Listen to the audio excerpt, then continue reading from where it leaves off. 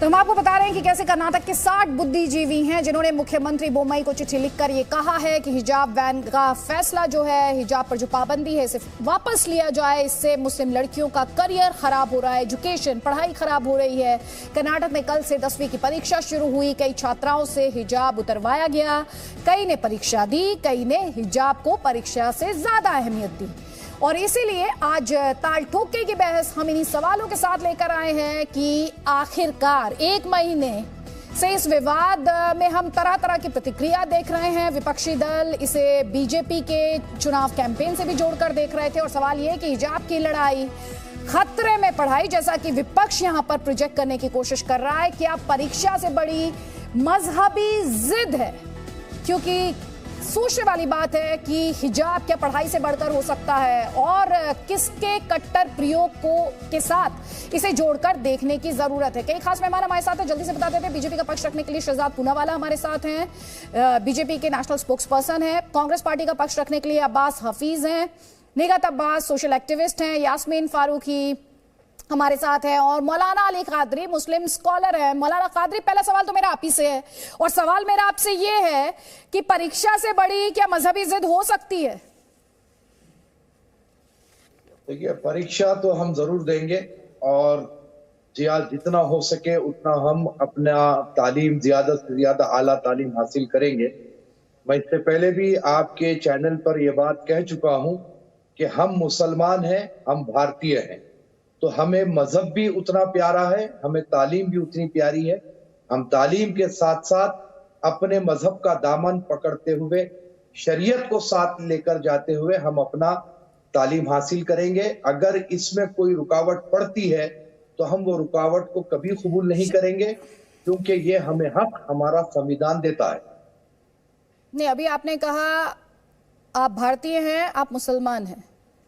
पहले आप भारतीय हैं और आप भारतीय हैं क्योंकि इस देश का एक कॉन्स्टिट्यूशन है और उस कॉन्स्टिट्यूशन से आप बंधे हुए हैं और देश की अदालत ने उसी कॉन्स्टिट्यूशन के हवाले से फैसला सुनाया हिजाब विवाद पर। हाँ, यही तो बात कह रहा हूं ना मैं आपको। आप जिस कॉन्स्टिट्यूशन की बात कर रहे हैं कि वही कॉन्स्टिट्यूशन ने मुझे अपने मजहब पर चलने की, मजहब पर प्रैक्टिसेस करने की पूरी इजाजत देता है और ये फैसला कर्नाटक हाई कोर्ट का है। इसके ऊपर हमारा अपना सुप्रीम कोर्ट है, जहां पर मैंने इस फैसले के खिलाफ में याचिका डाली हुई है और मुझे न्यायालय से पूरी उम्मीद है कि वो हिजाब के हक में न्यायालय से फैसला आएगा। नहीं, आपको उम्मीद है कि हिजाब के हक में फैसला आएगा, लेकिन मैं आपसे जो बच्चियों की परीक्षा को लेकर सवाल पूछ रही हूं उस पर आप जवाब नहीं दे रहे हैं। आपने अभी कहा कि हम शरीयत साथ लेकर अपनी एजुकेशन पूरी करेंगे। सर, तो इंतजार कर लीजिए ना। जब आपने कहा कि कोर्ट फैसला सुनाएगा तो इंतजार कर लीजिए, कोर्ट का फैसला आ जाएगा हिजाब पर। देश की सर्वोच्च अदालत फैसला सुना देगी। तो बार बार इस बात को अभी जिस कोर्ट का आया उसका तो मान लीजिए पहले। ना मैडम, देखिए, ये जो फैसला आया है, मैं आपको खुले अल्फाज में कहना चाहता हूं कि कर्नाटक हाई कोर्ट में पैरवी बराबर नहीं की गई। हिजाब इसे एसेंशियल नहीं कहा गया, जबकि एसेंशियल है। कुरान की रोशनी में अगर आप देखेंगे तो पर्दे का हुक्म है, अहदीस की रोशनी में देखेंगे तो पर्दे का हुक्म है, लेकिन वहां पर पैरवी सही नहीं की गई, इसलिए फैसला खिलाफ में आया। सुप्रीम कोर्ट में फैसला होगा, आप देखेंगे हिजाब होगा, हिजाब के हक में फैसला आएगा। अच्छा, जो हिजाब नहीं पहनते वो पापी हैं? जी, जो हिजाब नहीं पहनती महिलाएं या बच्चियां वो पापी हैं?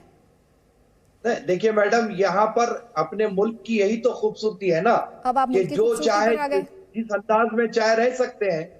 अगर कोई औरत की खूबसूरती पर आ गए, पहले आप ये डिसाइड कर लीजिए। आप डिसाइड कर लीजिए, या तो आप इस मुल्क की खूबसूरती के साथ रहिए या फिर आप जिस शरीयत जो जिस तरह से आप इंटरप्रेट कर रहे हैं हिजाब को इस्लाम में, उस पर रहिए। इंटरप्रेट नहीं कर रहे हैं, इस्लाम का हिस्सा है पर्दा। तो यानी जो हिजाब नहीं पहनती बच्चियां और महिलाएं वो सिनाज़ हैं आपकी नजर में? ना, देखिए, मैं ये नहीं कह सकता ना, वो उसके इख्तियार की बात है। हम किसी पर इम्पोज नहीं करेंगे। जो शरीयत को फॉलो करना चाहती है करे, जो ना करना चाहती है उसके इख्तियार की बात है, उसकी जाती जिंदगी है। लेकिन आप उन बच्चियों को क्या कहेंगे जिन्होंने पढ़ाई को इंपॉर्टेंस दी? अभी तो मैं आपसे पूछ रही थी कि हिजाब को इंपॉर्टेंस दी, अब मैं अपना सवाल बदलती हूँ। आप उन बच्चियों से क्या कहेंगे जिन्होंने पढ़ाई को इंपॉर्टेंस दी और हिजाब उतार दिया? हाँ, अगर जिसने हिजाब उतार कर वो इम्तिहान देती है, एग्जाम लिखती है, तो उसकी इच्छा की बात है। और अगर जो लड़की हिजाब की खातिर इम्तिहान छोड़ती है तो उसकी भी इच्छा की बात है, लेकिन हम जो है वो जो हिजाब पहनने वाली है हम उसके साथ में हैं।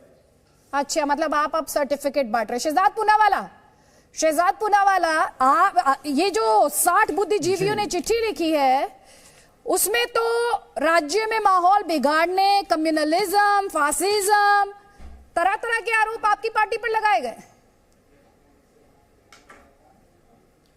देखिए आदित्य जी, पहले तो मैं इन बुद्धिजीवियों का जवाब देता हूं। तथाकथित बुद्धिजीवियों ने पत्र लिखा है तो उनको मैं बताना चाहता हूं कि इन्होंने कहा सांप्रदायिक माहौल बिगड़ रहा है। मेरे पास सारे आंकड़े हैं कर्नाटका सरकार में और उसके शासनकाल में क्या क्या हो रहा है सांप्रदायिक मामलों का।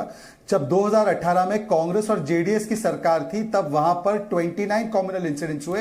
जब बीजेपी की सरकार 2019 में आई तो वो गिरकर 11 हुए।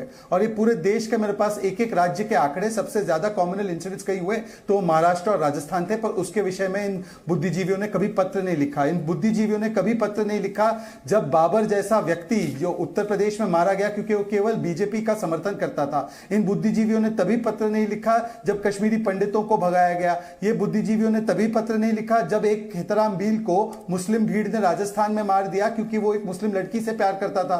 जब योगेश जाटव नाम के दलित को राजस्थान में मुस्लिम भीड़ ने मार दिया। तो इनका चयनात्मक आक्रोश, इसके लिए तो मैं जवाब दे नहीं सकता। आप भी जानती हो इनका सिलेक्टिव सेकुलरिज्म। परंतु जहां यहां पर मौलाना साहब ने 2-3 बातें कही है, मैं उनका जवाब देना चाहता हूं। उन्होंने कहा कि सुप्रीम कोर्ट पर हमको भरोसा है। अरे मौलाना साहब, इसी सुप्रीम कोर्ट ने 3 तलाक के लिए कानून बनाने की बात की थी।